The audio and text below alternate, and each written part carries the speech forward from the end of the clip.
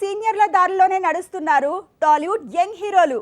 ఏడాదికి కనీసం 2 కుదిరితే 3 అంటున్నారు. చరణ్ నుంచి చైతన్య వరకు, శర్వానంద్ నుంచి విశ్వక్సేన్ వరకు ఎవరి దారి వారిదే. అలా 2022లో యంగ్ హీరోలు కూడా డబుల్ త్రిబుల్ ధమాకా ఆఫర్ ఇచ్చేశారు.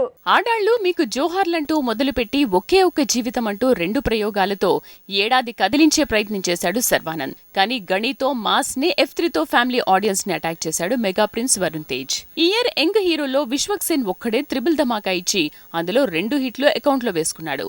ఓరిదేవుడా, ముఖ చిత్రం, అశోకవనంలో అర్జున కళ్యాణం అంటూ 3 ప్రయోగాలు చేసి ముఖ చిత్రం మినహా మిగతా వాటితో హిట్ మెట్టెక్కాడు. హిట్ 2తో ఏడాది హిట్ మెట్టెక్కిన అడ్విశేష్ మేజర్ తర్వాత మరో ధమాకా ఇవ్వగలిగాడు.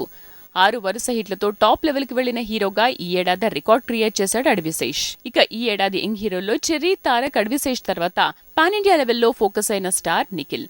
18 పేజెస్ తో సందడి పెంచిన తనకి ఏడాదిలో ఆల్రెడీ పాన్ ఇండియా హిట్ గా కార్తికేయ 2 వచ్చింది. ఇక ఆది సాయి కుమార్, కిరణ్ అబ్బవరం కూడా ఈ ఏడాది 3 మూవీలు చేశారు. కానీ కిస్మత్ కలిసి రాలేదు.